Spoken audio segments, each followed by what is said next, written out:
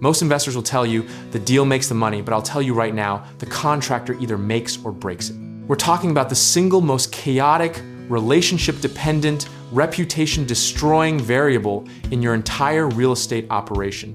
And most people treat it like an afterthought. You found the deal, you ran the numbers, you even got the financing, and then some guy named Randy ghosts you on week 3 with your subfloor ripped out and your closing date 2 weeks away. This is not a hypothetical. This is Tuesday in the real estate investing world. And if it hasn't happened to you yet, buckle up. Here's the thing nobody tells you when you're watching the highlight reels. Finding a great contractor is not luck, it's a system. And most people never build the system. They just keep hiring Randy and wondering why the results are the same. The reason scaling investors always seem to have better contractors isn't because they got lucky on Craigslist. It's because they treat vendor relationships like assets on a balance sheet. A reliable GC with a full crew is worth more to your portfolio than a property with 20% equity if that property is sitting half finished in month 7. So let's talk about where great contractors actually come from. Because it's not from a Facebook group post that says, anyone know a good plumber? The highest quality referrals in this business come from other investors who are slightly ahead of you, title companies, and real estate attorneys who've watched projects go sideways and know exactly who showed up. Walk into your local real estate investor meetup and instead of pitching your deals, start asking who just finished a renovation on time and under budget. That name will travel fast. Property managers are another gold mine here because they deal with maintenance vendors constantly and they have zero tolerance for flakes, which means their shortlist is already pre-filtered for reliability. Now here's where most new investors psychologically fumble. They interview a contractor once, get a good vibe, and hand over a deposit like they just made a best friend. What you actually need is a tiered testing process. Start with a small, scoped job, pay promptly, observe their communication, and let them earn the bigger projects. The irony is that the contractors who are easiest to find are often the ones you least want, and the ones worth keeping are too busy to advertise.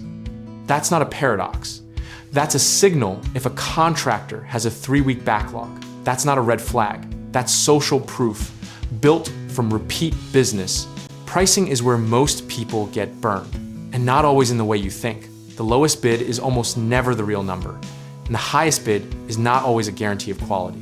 What you want is a contractor who can explain every line item, adjust scope intelligently, and has pulled permits before without you having to ask twice. Now, let's address the myth that you need to be in the same city as your contractors to manage them well. Because remote investors have been scaling portfolios for decades using project managers, site cameras, and draw schedules tied to milestone photos. The technology is not the barrier, the lack of process is the barrier. And process is something you build deliberately, not something that shows up with the contractor. Retention is the part of this conversation that nobody monetizes correctly. When you find a good vendor, you keep them by paying fast, referring them to other investors, and being the kind of client that makes their job easier. Contractors talk to each other the same way investors do, and your reputation as an operator will either open doors or close them before you even make the call. The historical lesson here is simple. Every successful developer, flipper, or landlord you admire built a bench of trusted vendors over years of small wins, honest feedback, and consistent volume. You are not looking for a contractor.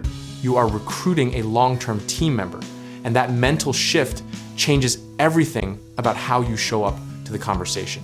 Discipline in this part of the business looks like maintaining a vendor scorecard, tracking response time, quality, and budget adherence across every single project. It looks boring, it sounds administrative, and it is absolutely the reason some investors scale to 50 units while others are still chasing Randy for a punch list on project number 3. At the end of the day, your contractor network is a competitive moat. It is slow to build, hard to replicate, and worth protecting with everything you've got.